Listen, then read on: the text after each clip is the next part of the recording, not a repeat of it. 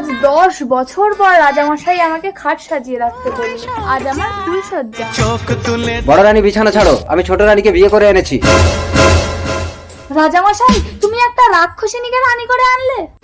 দাঁড়াও, বড় রানী ছোট রানীকে রাক্ষসিনী বলার অপরাধে আজ থেকে তুমি এ বাড়ির চাকরানী হয়ে থাকবে। যাও, বেরিয়ে যাও।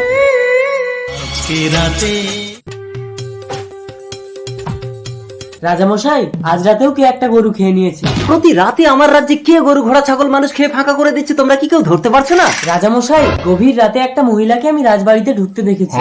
রাজামশাই, তাহলে বড় রানী রাক্ষসিনী। ভাই, বড় রানীকে নিচে কাটা উপরে কাটা দিয়ে মাটি ঘুরে পুঁতে দাও।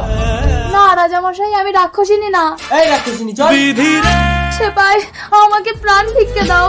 আজ রাতে চুপি চুপি আমাকে রাজার ঘরে ঢুকিয়ে দাও। আমি রাক্ষসিনীকে ধরে দেব। ঠিক আছে।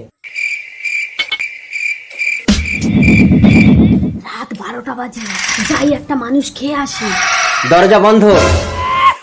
তুই আমাকে ধরে ফেলেছিস, তাহলে এবার তোকে খাবো। ওরে রাক্ষসিনী, তোর জন্য আমি আমার বড় রানীকে নিচে কাটা উপরে কাটা দিয়ে পুঁতে দিয়েছি। সেপাই, বড় রানী হাজির। ভাই, এই রাক্ষসিনীকে নিচে কাটা উপরে কাটা দিয়ে মাটি ঘুরে পুঁতে দাও। চল রাক্ষসিনী। নিয়ে যাও ওকে। বড় রানী